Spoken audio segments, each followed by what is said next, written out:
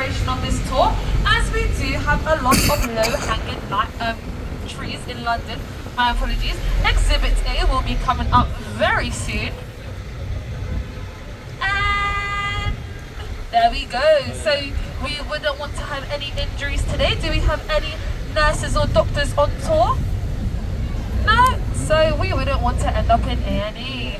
Okay, we'll shortly be turning to our left onto Waterloo Bridge. Do we have anyone from Spain today? England? Yeah. United States? No? France? Yeah. Australia? Okay, so where are you from? Netherlands. Netherlands, woo! Yay! There we go. Okay, so we'll be turning left onto Waterloo Bridge. Waterloo Bridge actually got its name from the Battle of Waterloo, and it was nicknamed the Women's Bridge. This is because after it heavily got destroyed after World War II, it was mainly built back up by women. So go ladies. And just as we turn, I'd encourage you to prepare your cameras, as on our left we'll see our very first attraction of the London Eye and the Big Ben simultaneously.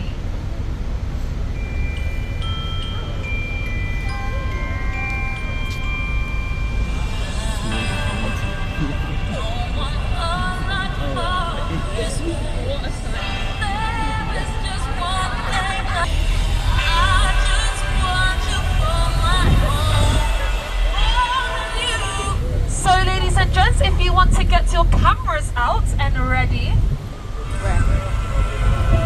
just here on your left, you'll be able to see a view of the London Eye and the Big Ben together. So, Steve, can we just go a little bit slower here? Until my phone doesn't bring the bridge. Just on your left, here you'll be able to see it, so get your cameras ready. Not yet. And there we go, ladies and gentlemen.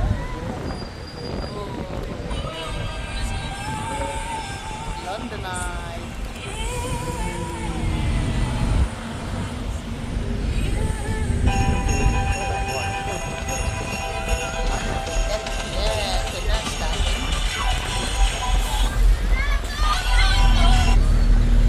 Okay, and to our right, can everybody see a red lit building? Just give me a yeah.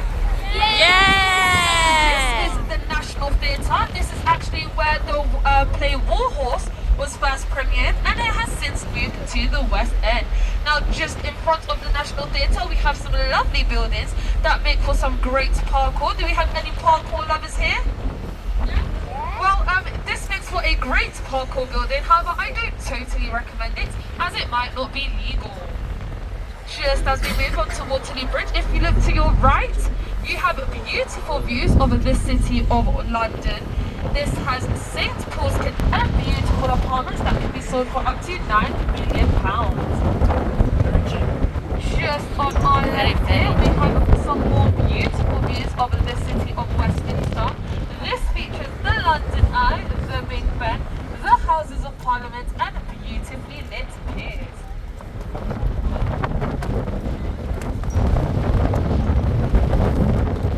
House just on our right here. This was the place of residence for a lot of British monarchs, including Queen Elizabeth I. It belongs to the uncle of Jane Seymour, one of Henry VIII's wives. And do we have any fashion lovers in here? Yeah. So this is actually the place where London Fashion Week takes place. So if you're ever in London, you'll come to visit London Fashion Week at Somerset House. It also has an annual ice skating rink. I went when I was 6 years old with my mum. She fell about 10 times. So before you go, you might want to get a little bit of practice. This is also the place where you'd register your birth, your marriage, and your death. Just ahead of us, can everybody see a Lion King poster just in front? Yeah, everyone at the back, just at the back, can you see Lion King poster? What? In front of you? No. Not yet. Okay, well you'll be able to see it as we pass. This is the Lyceum Theatre, famously known for the play The Lion King. So if you are a lover of theatre and you like to go watch The Lion King, then you'd be coming to the Lyceum Theatre.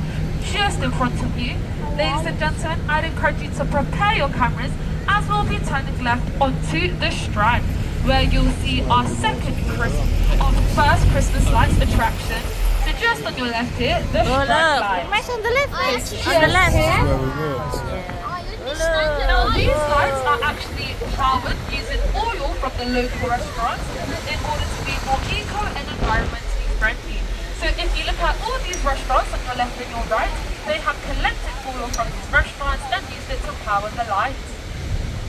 And just on your left here, you'll be able to see the Savoy Theatre and Savoy Hotel, the only place where you're able to drive on the right side of the road in London.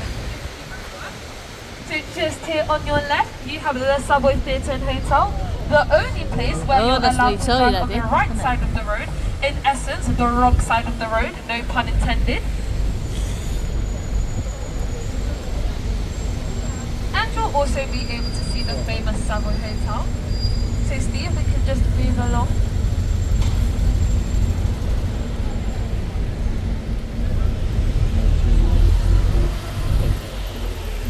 So just on your right here, can everybody see a plaque that says 6? Yeah. So this plaque that says 6 is actually the building where the play for Henry VIII and his 6 wives takes place. Does anyone remember the rhyme? Divorced, beheaded and died, divorced, beheaded and survived. So if you was a wife of Henry VIII and you accidentally flirted a little bit too much, you got beheaded. Dun, dun, dun. So just here on our right, if you look at the path that has lights at the end of it on your right, this area is known as Covent Garden. Now Covent Garden used to belong to the monks of Westminster. It has beautiful gardens and beautiful restaurants. However, it has been pedestrianised, so the bus cannot go through it. So if you do have time, it might be worth going to have a look. And shortly on our right, we'll be approaching the Coutts Bank. Now, the Coutts Bank is the bank of the British royal family, so it is the royal bank. So just keep an eye out on your right, you'll see a building that's beautifully lit up. So just here on our right, can everyone see it? Yeah? Yeah. So this is actually the bank of the British royal family, just here on our right, the Coutts Bank. In order to bank here, you have to have a salary of over £250,000 annually, ladies and gents. So if you do have 250k, you'll be able to bank at the Coutts Bank. Just here on the left, we have Charing Cross Station, one of London's oldest and biggest stations. Charing Cross Station was dedicated to Eleanor Cross of Castile, the wife of the late King Edward. Just here on your left, you'll be able to see her stone memorial. If you're ever in London and you see a place called Charing Cross, Brent's Cross or Waltham Cross, these are all dedicated to Eleanor Cross of Castile. Charing Cross also used to be a little village just outside London, however now it's at the city centre. And just straight ahead of us, we'll be headed into Trafalgar Square.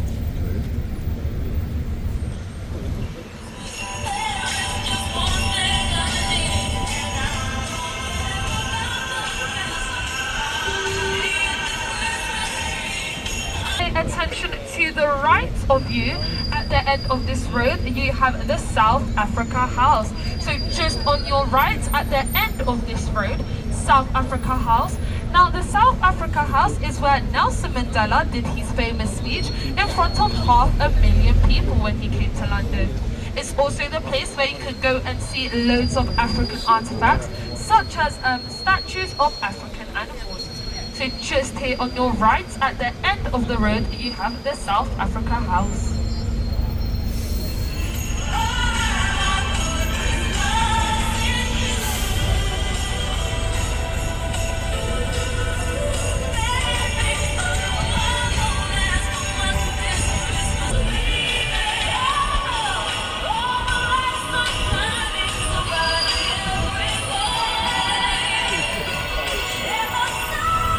Get this one. Where?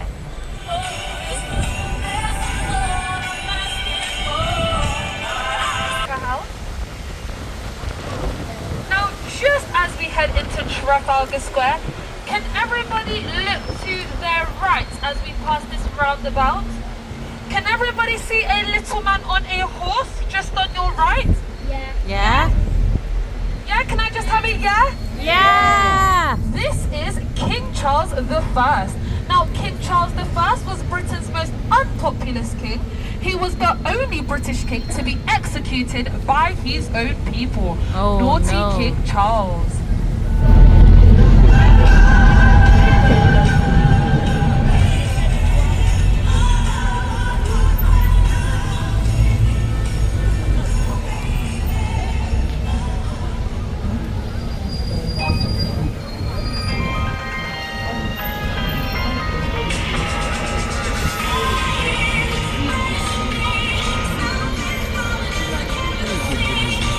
Just here on your right, you have the Canadian High Commission. So if you was a member of the Commonwealth, you were gifted a High Commission. However, Canada, if you was not, you was merely gifted an embassy. So just here on the right, the Canadian High Commission.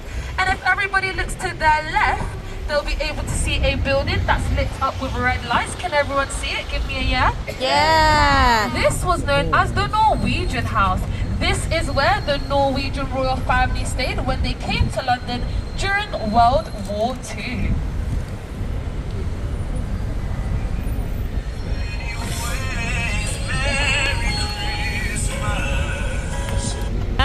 There. This is called King George III, as known as the Mad King George.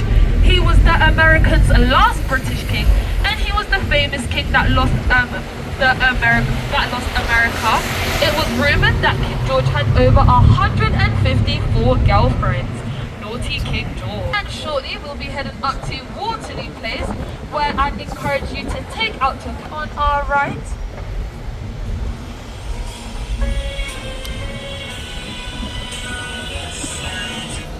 There we go, ladies and gentlemen, a beautifully lit Christmas tree with the Spirits of London.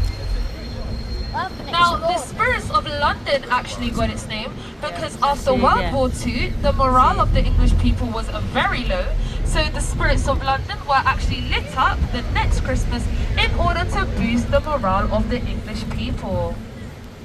Now look at that. Christmas tree.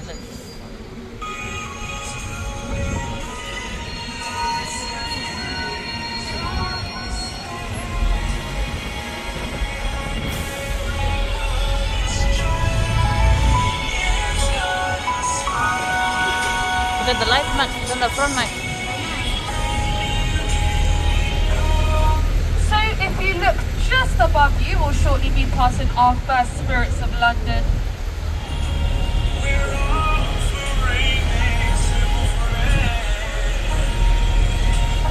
And ladies and gents, if you pay attention to your right, you'll be able to see a miniature version of the Spirits of London and a sign that says, "Let the spirits take you."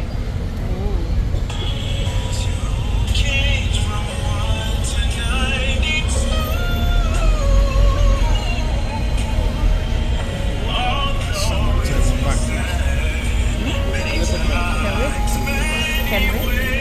Can you stand here?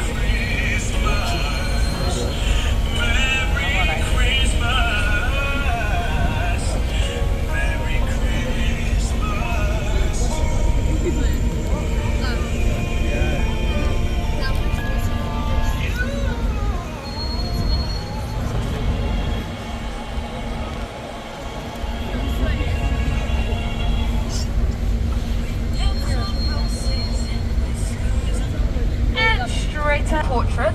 They used to wear these white big collars around their neck. Has anyone ever seen a Tudor portrait? So if you do have time, you might want to go look at.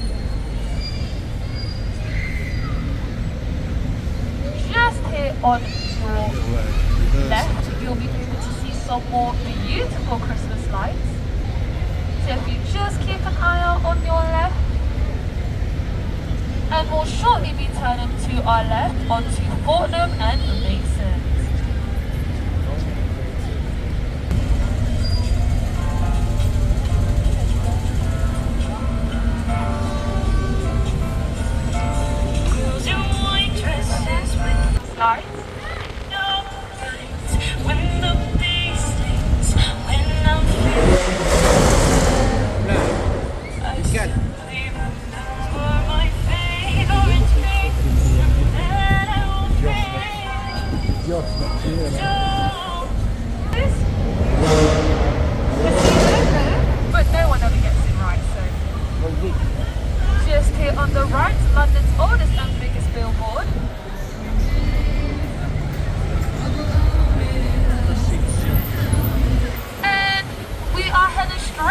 where you'll be able to see more beautiful Oh, Christmas lights. The light is And soft, we'll Max. be heading towards Fortnum and Masons very soon.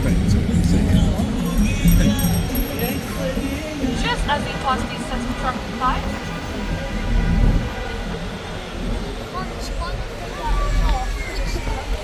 We'll be able to see another beautiful Christmas tree just here on our left.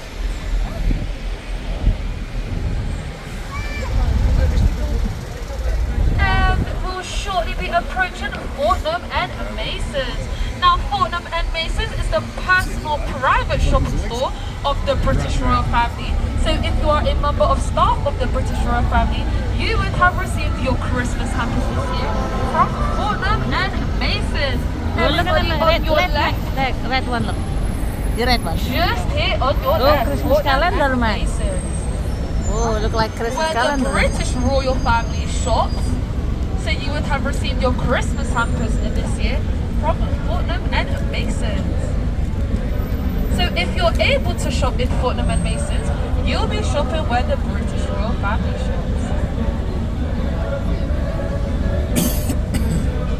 With ornaments, brown paper packages tied up with strings. Those are a few of my Now, if you pay attention to your right, so just on your right here, we'll be passing a place called Burlington Arcade. Just here on your right, we have Burlington Arcade.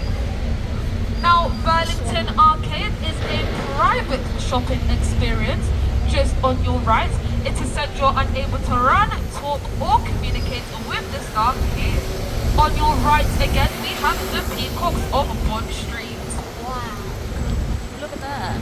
So the Peacocks of Bond Street, you'll be able to see a crown as we pass them again at Oxford Street. This is actually to celebrate the late Queen Elizabeth II's Royal Jubilee. So we'll be able to see them again in Oxford Street, where you'll be able to see a lit up crown. Shortly in front of us, we'll be passing the Ritz Hotel. So just here on your left, you'll be able to see the Ritz Hotel very soon. Just as we pass these sets of traffic lights straight ahead of you. Can everyone see it? Just in front of you on the left, the Ritz Hotel. So the Ritz Hotel is actually the first place where you was able to take a commercial flight from England to France. So just here on the left we have the Ritz. The way it would work is a personal driver would come and pick you up from the hotel and drop you to the airport. And on the way back, the personal driver would pick you up from the airport and drop you straight back to the Ritz Hotel. The Ritz also has an amazing breakfast service for a small price of £190. So if you have £190 to spare, you might want to take breakfast at the Ritz Hotel. So just on your left here, we have Green Park. Does anyone want to guess why Green Park is called Green Park? It's a green It's fence. green and it's a park. However, Green Park is the only park in London that is open 24/7. However, the staff do believe that it is haunted because it used to be the burial site of people who had leprosy. That's right, ladies and gentlemen, if you had leprosy, you'd be buried in Green Park. And if you look at Green Park, you'll notice that there are no flowers. And this is because people believe that planting flowers would disturb the dead souls of all the people who had leprosy that were buried. So although it is open 24/7, you can go at your own risk.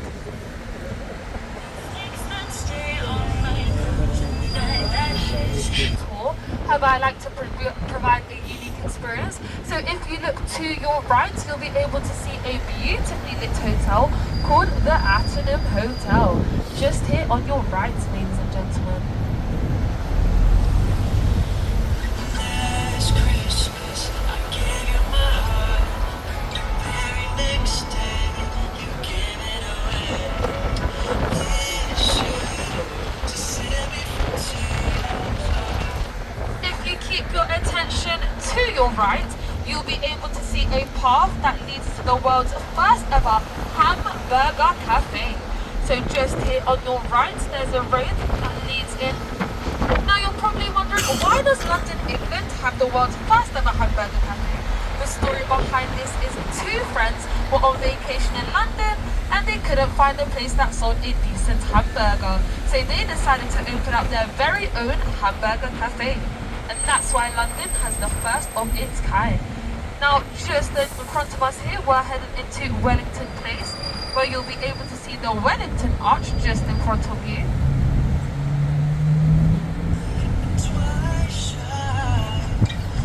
Wellington Arch.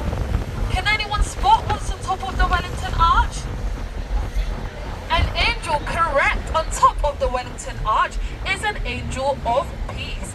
Now the angel of peace is on top of the Wellington Arch to symbolize the fact that Britain wanted peace after World War II and no more fighting. This is known as the Lanesborough Hotel, the most expensive hotel in London, costing £26,000 per night. However, you do get your own butler, so I guess that makes it okay. 26,000 a night, ladies and gentlemen. Oh, dark. Just on our left here, we have Hyde Park, one of London's most populous and biggest parks, home to the Winter Wonderland Festival. And just here on our left, we have the private residence of the Duke of Wellington. This is the first building in London to ever have a postal address. So this is number 1 London. It's also said that there is a naked statue of Napoleon in there to symbolize victory over the French. You can imagine the outrage. So just in front of us, as we move ahead, on your right you have Park Lane, one of London's most wealthiest areas, owned by the Grosvenor family. Right. Just on our right we have Park Lane.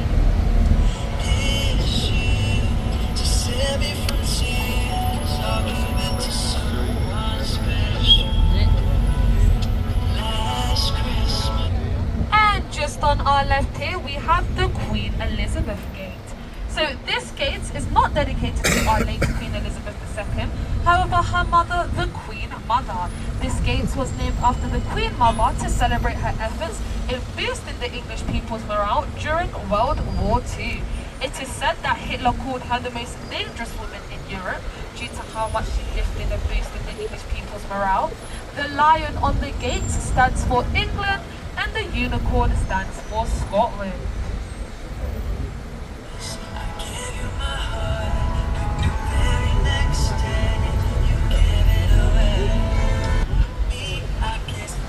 So ladies and gentlemen, if you look to your left, you'll be able to see various other multicolored lights. These are the lights from Winter Wonderland. Winter Wonderland is an annual fair that takes place every year in Hyde Park. You're able to go there to go on many rides, enjoy loads of sweets if you're like me and you have a sweet tooth, some churros. Last year I went, I won nothing. However, I will be back to conquer the ring and the toss next year. So as we move further ahead, just on your right, very soon, this is what I like to call an adult's playground. So just here on your right, you have just here on Park Lane on your right. And look, this one look. Yeah. And as we move further along on our left, you'll be able to see more beautiful lights of the Winter Wonderland and what I like to call the fake London Eye. Oh, look in the London on the left, man. Look at that. Yeah. Just here on our right, we are passing the Grosvenor Hotel, a little city called Lille. And the word Grosvenor comes from the French word Groveneur, and it means master huntsman. The Grosvenor family came into England in 1066 with William the Conqueror. They settled down and are now one of the most wealthiest families in Europe. So if you find yourself a Grosvenor family member, you are set for life. The Grosvenor family own half of central London, including Mayfair and Park Lane, and are also the Dukes of Westminster.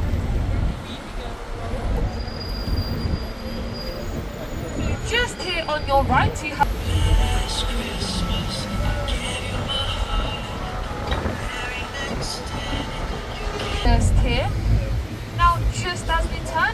approaching Oxford Street. Oxford Street is renowned for its department stores and shopping stores. However, before it became famous for this, it was actually where prisoners of His Majesty's, as known as the POM, would be sent, where they'd wait to be put on a boat and shipped sent to my sentence. Oh, look at the light, look. There. Look at the light there. And very shortly, we'll be approaching our third Christmas lights attraction, the Little Stars. Every year, we have lights lit up for various different charities. Max, you're cold. You sit Sit in the in the middle. middle, look. Yeah? In the middle. Yeah? Stop then. I go better. I go better feel as well here, isn't it?